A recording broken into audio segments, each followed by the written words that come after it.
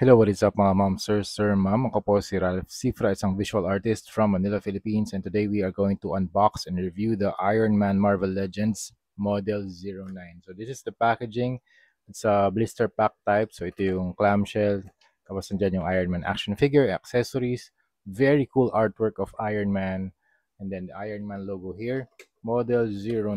And then you have the profile sa likod. And then parang meron siyang line art with a yellow background. Very nice. 41021 made by Hasbro. Alam ko last time meron na akong custom repaint nito. Gagawin ulit natin for the second time. And tinignan ko rin sa YouTube channel ko. Alam ko meron akong review pero review natin ulit. This is a very retro style ng Iron Man action figure. So you have the yellow face. Ang color combination niya, yellow. Hindi siya gold eh. Yellow siya. Tapos yung plastic na ginamit dito, red. And meron bang paint na in-apply dito? I think yellow plastic kasi ito. Yellow colored plastic. Ang paint, I think this. Ang arc reactor.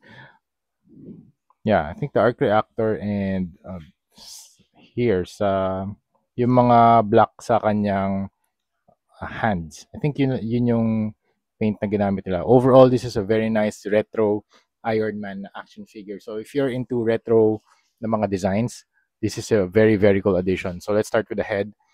Faceplate niya, yellow. Tapos you have the eyes, black eyes, and then you have the mouth. Very angular, shaped in design. Medyo bulky din yung armor sa chest and then dito sa feet for stability. So you have the top portion red, tapos dito sa lower portion sa back it's yellow. Then you have the crotch, you have the middle of the stomach, color red din siya, arc reactor, circle. Then you also have the large na gauntlets. Merong mga lines, may mga panel lines yung hands niya. And then dalawa yung effects. You have the pair of repulsor blasts and you also have the pair of blue smoke. Translucent blue siya. Maganda yung effect niya pag merong lights.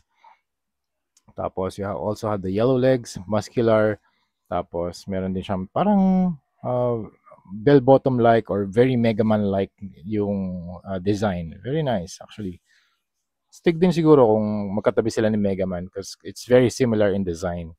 Then you also have the large feet na merong 3 stripes. Okay? In terms of articulation, head can look up, down, 360. Arm can rotate. Tapos it can also move outwards. Pwede mong igalaw tong armor niya for better articulation, better range of motion.